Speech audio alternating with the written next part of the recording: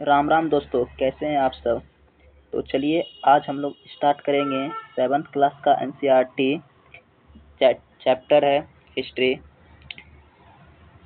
तो चलिए चैप्टर का नाम जान लेते हैं, राजा और उसके राज। यानी कि आज हम लोग जानेंगे कि राजा और उसके राज के बारे में जानेंगे कि किस तरह राजा आए और वो लोग राज किए।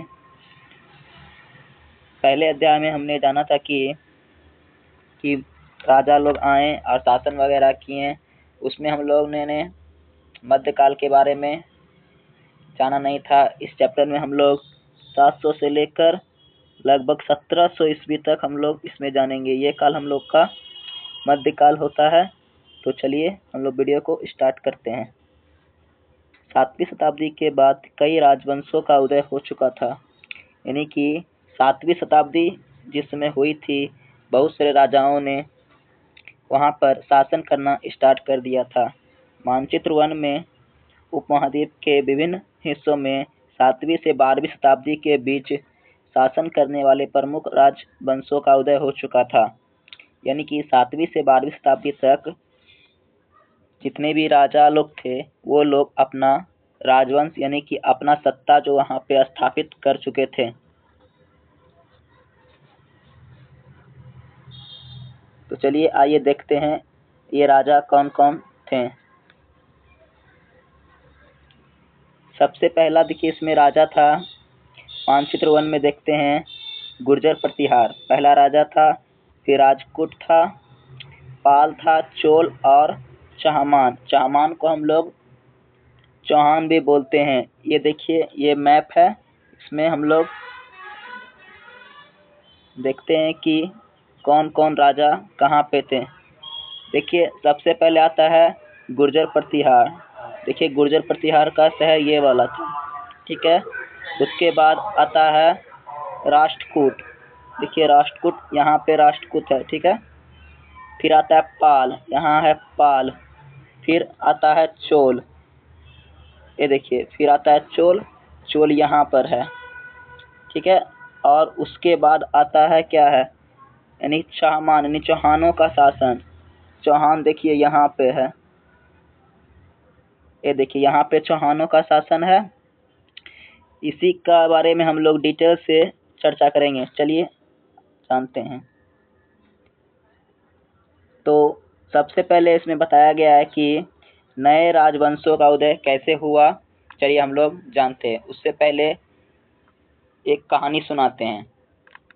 कहानी वीडियो से ही रिलेटेड है, चलिए सुनते हैं कि मान लीजिए कि अगर बाय चांस आपके गांव में कोई एक व्यक्ति है, ठीक है। वो बहुत अमीर है और वो क्या करता है, जितना आसपास का जितना भी व्यक्ति लोग है ना उससे मोहित होता है। यानी कि उसकी बातें उसको बहुत अच्छी लगती है।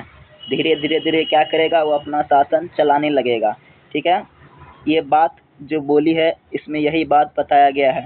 तो चलिए पढ़ते हैं कि 7वीं सदी आते आते उपमहाद्वीप के विभिन्न भागों में बड़े भूस्वामी और योद्धा सरदार अस्तित्व में आ चुके थे। यानी कि 7वीं शताब्दी जिस समय हुई थी उसमें क्या हुआ था कि बड़े जो भूस्वामी थे ना, यानी कि अमीर व्यक्ति इसको बोल सकते हैं, जो थे ना वो अपना अस्तित्व में आ चुके थे। राजा प्रायः उन्हें अपने सामंत के रूप में मानते थे। यानी कि वहाँ का जो लोग है ना उसको सामंत के रूप में मानते थे। उनसे उम्मीद की जाती थी कि स्वामी के लिए उपहार लाए, यानी कि गिफ्ट वगैरह लाएं, सैन्य अभियान प्रदान करें, हाजिरी लगाएं। हाजिरी का अर्थ ये होता है कि हाजिरी लगाना, यानी कि स्कूलों में किस तरह अटेंडेंस बनता है ना, उसी का बारे में ये बताया जा रहा है। आगे बोलता है कि महासामंत महामंडलेश्वर पूरे मंडल का स्वामी। यानी कि शासन ऐसा हो चुका था कि ना कि जो महान व्यक्ति था इसमें वो क्या महामंडलेश्वर कहलाने लगा। आप भी लोग अगर बाय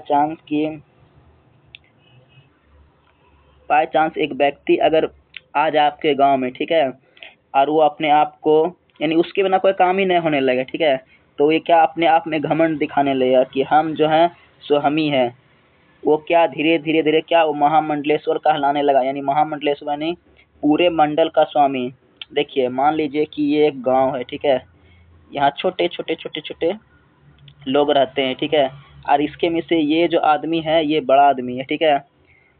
तो जाहिर सी बात है कोई भी अगर परेशानी आएगा तो ये सारे व्यक्ति यहाँ पे जाएंगे, ठीक है, यहाँ पे जाएंगे और अपनी परेशानी इसको बताएंगे।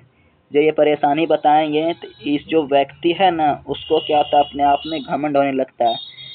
जब इसको घमंड होने लगेगा तो ये क्या बोलने लगा कि अब तो तुम लोग का प्रॉब्लम जितना भी होगा सारा प्रॉब्लम का सल्यूशन तो हम ही करेंगे। तो ये लोग आदमी जो है ना इसको राजा के रूप में मानने लगेगा, तो नहीं वही हमारा राजा है। तो इसको घमंड जैसे हुआ तो ये महामंडलेश्वर के रूप में अपने आप को बताने लगे। चलिए आगे देखते हैं। इसी का एक उदाहरण दिया गया है कि दक्कन में एक राष्ट्रकूट शुरुआत में कर्नाटक के चालुक्य राजाओं के अधीनस्थ थे, यानी कि दक्कन में जो राजा था ना वो उसका अधीनस्थ था, यानी कि उसके अधीन में रहता था। 8वीं सदी के मध्य एक राष्ट्रकूट प्रधान दंतुदुर्ग ने चालुक्य स्वामी की अधीनता को इनकार कर दिया, यानी कि 18वीं सदी जब आया तो क्या किया, राष्ट्रकूट में एक चालुक्य वंश था ना तो उसमें क्या किया कि चालुक्य स्वामी जो था, चालुक्य स्वामी अधीनस्थ इनकार कर दिया, ठीक है। और इसमें क्या किया था राजा लोग, जो अगर कोई व्यक्ति जन्म से क्षत्रिय ना रहे तो क्या होता है उसको क्षत्रिय बनाया जा सकता है, यानी कि यहाँ पे डायरेक्ट जातिवाद का संबंध आने लगा। यानी कोई व्यक्ति अगर बाय चांस क्षत्रिय नहीं है तो उसको हिरण्यगर्भ यज्ञ से ही उसको क्षत्रिय बनाया जा सकता है, ठीक है। नहीं देखिए यहाँ लिखा है ना, क्षत्रिय के रूप में दोबारा क्षत्रित्व प्राप्त कर लेना। चलिए आगे देखते हैं। फिर बोला गया है कि कुछ अन्य पुरुषों में उद्मीन परिवार के पुरुष ने अपनी राजशाही कायम करने के लिए सैन्य कौशल इस्तेमाल किए। मिसाल के तौर पर मशहूर शर्मन और गुर्जर प्रतिहार हरिश्चंद्र ब्राह्मण थे, यानी कि एक और उदाहरण दिया गया इसमें कि गुर्जर प्रतिहार हरिश्चंद्र और मयूर शर्मन जो कि ब्राह्मण थे दोनों, ठीक है, वो लोग क्या किए अपनी पेशे को छोड़कर एक क्या किया, ये मयूर शर्मन कर्नाटक में अपना शासन सफलतापूर्वक चलाने लगे और गुर्जर प्रतिहार जो थे वो क्या किया राजस्थान में अपना शासन चलाने लगे थे। आगे देखते हैं। ये देखिए एक दिया गया एरोला का गुफा के बारे में बताया गया है। बोला है एरोला की गुफा 15 का विभिन्न चित्र जिसमें विष्णु को नरसिंह अवतार के रूप में बताया गया है, यानी कि भगवान विष्णु जो है उसको पुरुष सिंह के रूप में दिखाया गया है। इसमें है इसे इम्पोर्टेंट, आप लोग इसको लिख सकते हैं। यह राष्ट्रकूट काल की कृति है, यानी कि राष्ट्रकूट काल कहने की कि राष्ट्रकूट का जब जैसे कि उदय हुआ था ना तो उस समय का ये कृति है, ठीक है। चलिए आगे देखते हैं। अगला टॉपिक है राज्यों में प्रशासन। इसमें बोला गया है कि नए राजाओं में कईयों ने महाराजाधिकार, यानी कि राजाओं एक समूह होता है जिसे कि 3 भूमि का स्वामी बोला गया है, यानी कि इसमें 3 व्यक्ति था, ठीक है। इसमें पहला व्यक्ति देखिए नाम तो इसमें दिया गया नहीं है, हाँ 3 व्यक्ति था जिसमें कि त्रिभु चक्रवर्ती के नाम से जिनको जाना गया है। ये देखते हैं कौन कौन व्यक्ति इसमें शामिल थे।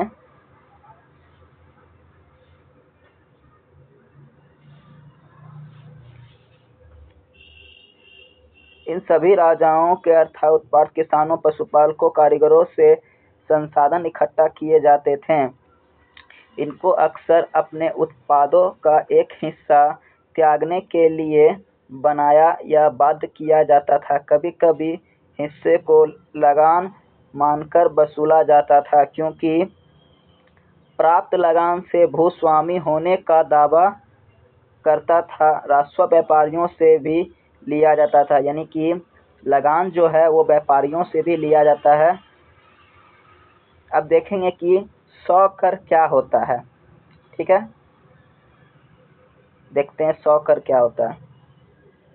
बोला गया इसमें कि तमिलनाडु में शासन करने वाले चोल वंश के अभिलेखों में विभिन्न किस्म के कारों के लिए 400 से ज़्यादा सूचक शब्द मिलता है। सबसे अधिक उल्लेखित कर है बेट्टा, यानी कि बेट्टी, जो एक कर के रूप में जिसको वसूला जाता है, जो कि बोला जाता है कि नगद की बजाय जबरन श्रम के रूप में लिया जाता था। यानी कि जबरन श्रम और कदमाही यानी कि भू राजस्व के मकान छाबक, यानी कि मकान का जो छज्जा होता है ना, उसमें भी पहले के ज़माने में ये लोग कर लिया करते थे। आगे देखते हैं, एक देखिए इम्पोर्टेंट है यहाँ पे, ये संसाधन राजस्व वित्तीय आधार बनते थे, साथ ही मंदिरों और दुर्गों के निर्माण में भी इस्तेमाल होते थे। संसाधन उन योद्धाओं को लड़ने में भी इस्तेमाल किया जाते जिसे लूट कर शक्ति के रूप में लाया जाता था। यानी कि राजा लोग जो जो संसाधन लूट कर लाया जाता था ना, उसको ये लोग क्या किया जाता था कि अपना शक्ति के लिए प्रयोग किया जाता था। चलिए आगे देखते हैं। आगे है परिस्थितियों और भूस अनुदान। यानी कि परिस्थिति यानी कहा जाए कि ब्यारे होते थे। जो शब्द सत्य नहीं भी होते थे उन्हें सत्य ही बोला जाता था। शासक खुद को कैसा चाहते थे, मिसाल के लिए शूरवीर विजय योद्धा के रूप में ये विद्वान ब्राह्मणों द्वारा रची गई, जो अक्सर प्रशासन में मदद करते थे। एक आता है यहाँ पे नागभट्ट का उपाधि।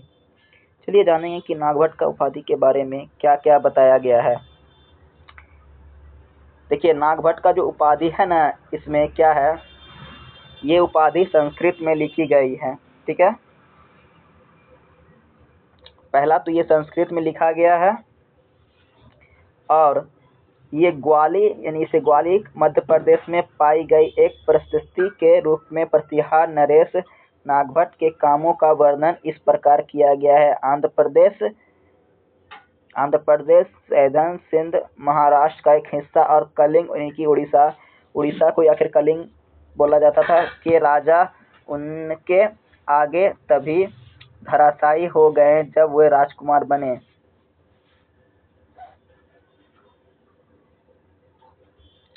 राजा लोग प्रायः ब्राह्मणों को भूमि अनुदान से पुरस्कृत करते थे। ये ताम्रपत्र पर अभिलेखित होते थे जो भूमि पाने वाले को, यानी कि अगर बात इसमें यही बोला गया है कि अगर राजा लोग किसी को भूमि देते थे तो वो भूमि के रूप में एक ताम्रपत्र पर लिखित रूप में कुछ साक्षात दिया जाता था कि ये भूमि आपका है और आप इस भूमि पर कितने दिनों तक शासन करेंगे, सारा कुछ उसमें डिटेल दर्ज किया जाता था। ये देखिए ये ताम्रपत्र हुआ। ठीक है, इसी में राजा लोग जितने भी दस्तावेज वगैरह सब कि भूमि कितना दिन तक आपको मिल सकता है, ये भूमि सारा चीज इसमें दिया गया है। देखिए यहाँ लिखा है कि यह थोड़ा संस्कृत और थोड़ा तमिल में लिखा हुआ ताम्रपत्र का एक यानी कि एक संग्रह है, जिसमें 9वीं सदी में एक शासन द्वारा किए गए भूमि अनुदान द्वारा उल्लेखित जिन कड़ियों से ये पत्र जुड़े हैं उन पर राजसी मोहर लगे हुए हैं। यानी कि जो कड़ी से इसको जो मोड़ा गया है ना, उस पर राजसी मोहर लगाया गया है। इसी से प्रमाणित किया जाता था कि ये भूमि राजाओं ने इसको दी है। आगे बोलता है भूमि के साथ क्या क्या दिया जाता था। यानी कि राजा लोग जो भूमि दान करते थे उसके साथ और क्या क्या दिया जाता था, तो चलिए देखते हैं। पेड़, कुआं, खुली जगह, चामान, गांव, बोबी, ये देखिए बोबी लिखा है ना, बोबी था, नदियां था, अन्नागार था, मछली था, तालाब वगैरह सब इसमें दिया जाता था। बोलता है कि 12वीं शताब्दी में एक बृहद संस्कृत तर्क की रचना की, जिसमें कश्मीर पर शासन करने वाले राजाओं का इतिहास दर्ज किया गया है। यहाँ से लेकर यहाँ तक इम्पोर्टेंट लाइन है। इन्हें कल्हण नामक एक रचनाकार द्वारा रचा गया है। कल्हण ने अपना वृत्तांत, वृत्तांत का अर्थ होता है कि बीता हुआ इतिहास, ठीक है, लिखने के लिए शिलालेखों, दस्तावेजों, प्रशस्तियों के वर्णन और पहले के इतिहासों समेत अनेक तरह के स्रोतों का इस्तेमाल किया गया है। इसलिए 12वीं शताब्दी के लिए असाधारण ग्रंथ है। आप जानेंगे त्रिपक्षीय संघर्ष के बारे में। आपने यह गौर किया होगा कि इसमें से प्रत्येक शासक राजवंश का आधार कोई क्षेत्र विशेष था। ये दूसरे क्षेत्रों पर भी नियंत्रित करने का प्रयास करते थे। एक विषय के रूप में चाणक्य क्षेत्र था गंगा में कन्नौज, कन्नौज नगर के बारे में हम लोग जानेंगे। गुर्जर, प्रतिहार, राष्ट्रकूट और पाल वंशों के, देखिए तीनों का अब आ गया, जिसको कि त्रिमुटक बोला जाता है। गुर्जर, प्रतिहार, राष्ट्रकूट और पाल वंशों के शासक सदियों तक कन्नौज के ऊपर नियंत्रण को लेकर आपस में लड़ते रहे। क्योंकि इस लंबी लड़ाई में 3 पक्ष थे, इसलिए इतिहासकारों ने प्रायः इसकी चर्चा त्रिपक्षीय संघर्ष के रूप में किया है। यानी कि इतिहासकार जो इसको, ये है इतिहासकार, इसको 3 राजा हैं, इसीलिए इतिहासकारों ने इसको त्रिपक्षीय के रूप में बताया गया है।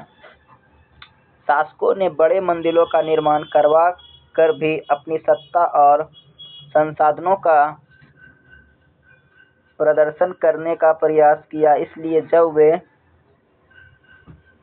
वे राजाओं का आक्रमण करते थे तो मंदिरों को भी विनाश कर देता था। यानी कि बड़ा था इसमें कि राजा लोग जो थे उस समय महान तभी माना जाता था उसको कि राजा लोग क्या करते थे, अपना यानी कि अपना शासन दिखाने के लिए कि हम कितना महान प्रतिष्ठ हैं, उसको दिखाने के लिए राजा लोग अपना मंदिर बनाता था और उसमें विभिन्न देवी देवताओं की पूजा किया जाता था। जितना बड़ा मंदिर उतना बड़ा राजा, उसमें ऐसा था। तो जो भी बाहर से व्यक्ति लोग आते थे वो क्या करते थे कि सबसे पहले राजा का ही मंदिर पे आक्रमण करते थे। वो लोग मानते थे कि अगर राजा का मंदिर को तोड़ दिया जाता था तो राजा भी खुद को हारा हुआ महसूस करता था। अफगानिस्तान के गजनी का महमूद ऐसा एक शासन था। उसने धार्मिक पूर्वाग्रह से प्रेरित होकर उपमहाद्वीप पर 17 बार हमला किया। उसका निशाना में थे संपन्न मंदिर, जिसे गुजरात का सोमनाथ मंदिर भी कहा जाता है। यानी कि संपन्न मंदिर जो है गुजरात में एक सोमनाथ मंदिर है, ठीक है ना।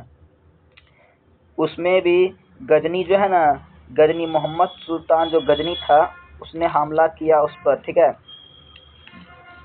महमूद जो कि धन लूटा था, यानी कि वो मंदिर जो था ना उसमें महमूद उसने धन भी लूटा था। बहुत बड़ा हिस्सा गजनी में एक वैशाली राजधानी के रूप में खर्च हुआ।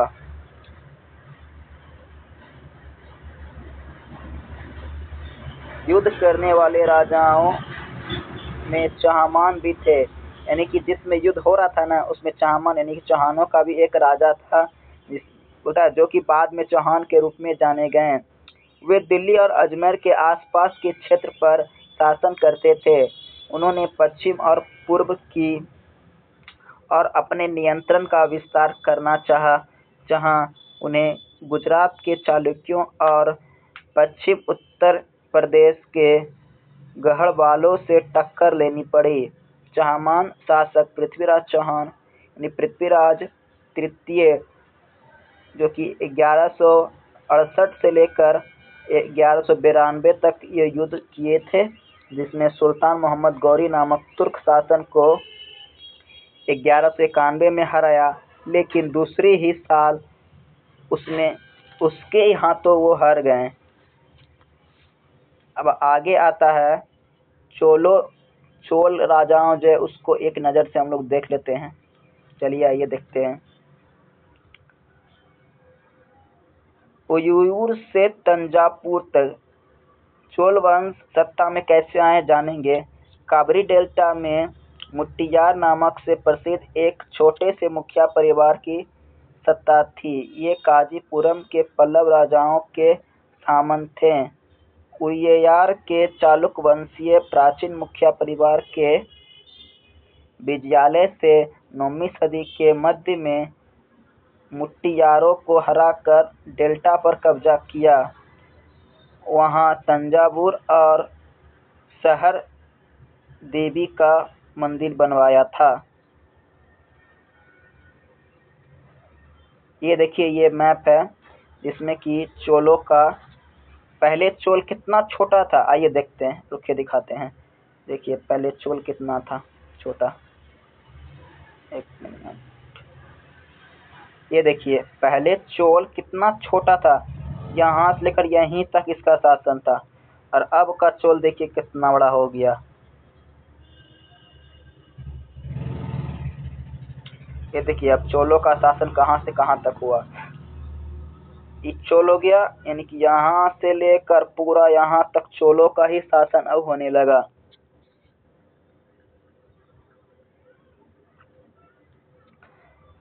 विजयालम के उत्तराधिकारियों ने पड़ोसी इलाकों को जीता और उसका राज्य अपने क्षेत्र तथा शक्ति दोनों के रूप में बढ़ाया गया। दक्षिण और उत्तर के पांड्य और पल्लव के इलाकों इस राज्य का हिस्सा बना लिया।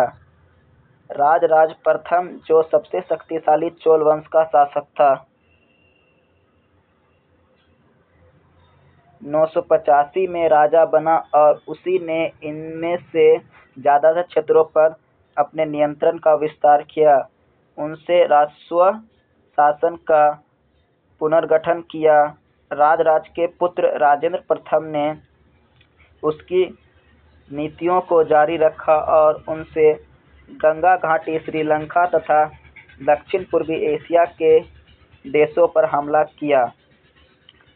इस अभियान के उसने जल सेना भी बनाई, यानी कि ये जो अभियान हुआ इसमें एक जल सेना का भी विस्तार से वर्णन किया गया है। भव्य मंदिर और कांस्य मूर्ति कला। राजराज और राजेंद्र प्रथम द्वारा बनाए गए तंजावुर और गंगईकोंडचोलपुरम के बड़े मंदिर संस्थापक और मूर्तिकला की दृष्टि से एक रचनाकार। ये देखिए, ये मंदिर है गंगईचोलपुरम का मंदिर, यही है।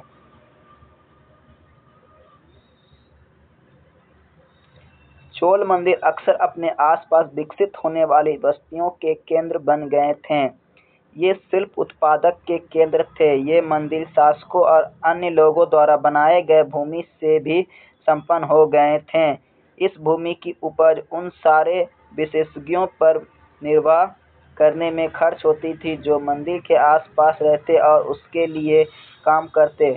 पुरोहित, मालाकार, वारजी, संगीतकार, नृत्यक इत्यादि। दूसरों शब्दों में मंदिर सिर्फ पूजा आराधना के स्थान नहीं थे, वे आर्थिक, सामाजिक, सांस्कृतिक जीवन के भी केंद्र थे। मंदिर के साथ जुड़े हुए शिल्पियों में सबसे ज्यादा विशिष्ट कांस्य प्रतिमा बनाने का काम था। चोल कांस्य प्रतिमा संसार की सबसे उत्कृष्ट कांस्य प्रतिमा में गिनी जाती थी।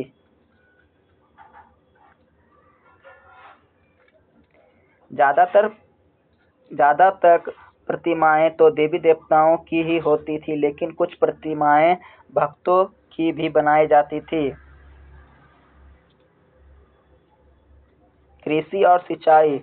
चोलों की कई उपलब्धियां कृषि में गए नए माध्यम से संबद्ध हुए हैं। चित्र 2 में देखिए, गौर कीजिए कि कावेरी नदी की खाड़ी में मिलने से कई छोटी-छोटी शाखाओं में बट गई जाती है। ये शाखाएं बारी-बार उछली चलती, जिससे किनारों पर उपजाऊ मिट्टी जम जाती है। शाखाओं का पानी कृषि, विशेष चावल की खेती के लिए आवश्यक आर्द्रता की कराई जाती है। हालांकि तमिलनाडु के दूसरे हिस्सों में कृषि पहले ही विकसित हो चुकी थी, पर 5वीं सदी या 6वीं सदी में आकर ही इस इलाके में बड़े पैमाने पर खेती शुरू हो गई। कुछ इलाकों में जंगलों को साफ कर दिया गया था। डेल्टा क्षेत्र, ये तो सिर्फ पढ़ने के लिए है, इतना इम्पोर्टेंट तो नहीं है। ये देखिए, ये रहा 9वीं सदी तमिलनाडु का एक जल द्वार। देखिए दोस्तों, ज़्यादा नहीं बचा, थोड़ा सा ही बचा है। चलिए जल्दी जल्दी इसको ख़त्म कर देते हैं। नए स्मरण ग्रहें सिंचाई के काम में योजना की तरह होती थी। श्रम और संसाधनों को व्यवस्थित करना, इस कामों को देख रेख करना, यह तय करना कि पानी का बंटवारा कैसे किया जाएगा। ज़्यादातर नए शासक साथ ही साथ गांवों में रहने लोगों ने इन गतिविधियों से संग्रहित के रूप में दिलचस्पी दिखाई। साम्राज्य का प्रशासन किस प्रकार संगठित था। किसानों की बस्तियां जो उड़ कहलाती थी, शिक्षित खेती के साथ साथ बहुत समृद्ध हो गई थी। इस तरह के गांवों के समूह को नाडु बोला जाता था। ग्राम परिषद और नाडु न्याय करने और कर वसूलने जैसे कई प्रशासनिक कार्य करते थे। धनी किसानों को केंद्रीय छोड़ सरकार के देखरेख में नाडु के काज काम अच्छा खासा नियंत्रण हासिल था। उसमें से कई धनी भूस्वामियों को चोल राजाओं ने सम्मान के रूप में मूवेंद्रवेलन यानी कि 3 राजाओं को अपनी सेवाओं प्रदान करने वाले वेलन या किसान अर्रई यानी कि प्रधान जैसे उपाधियां दी, और उन्होंने केंद्र में महत्वपूर्ण राजकीय पद सौंपे। भूमि के प्रकार। चोल अभिलेखों में भूमि के विभिन्न प्रकार यानी कि कोटियों का उल्लेखन। गैर ब्राह्मण शिलालेख, सालालेख।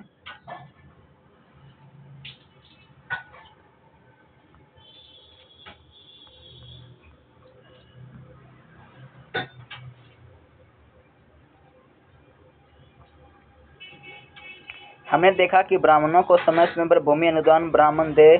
प्राप्त परिणामस्वरूप कावेरी घाटी और दक्षिण भारत के दूसरे हिस्सों में ढेरों ब्राह्मण बस्तियां अस्तित्व में आ चुके थे। प्रत्येक ब्राह्मण दे की देखरेख प्रमुख ब्राह्मण भूस्वामियों की एक शाखा द्वारा की जाती थी। ये शाखाएं बहुत कुशलपूर्वक काम करती थी। इनमें निर्णय शिलालेखों में प्रायः मंदिरों की पत्थर की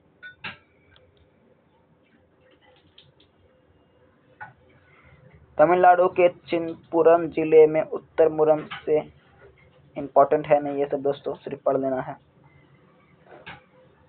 एक आता है, देखिए, अभिलेख और लिखित सामग्री क्या क्या होना चाहिए।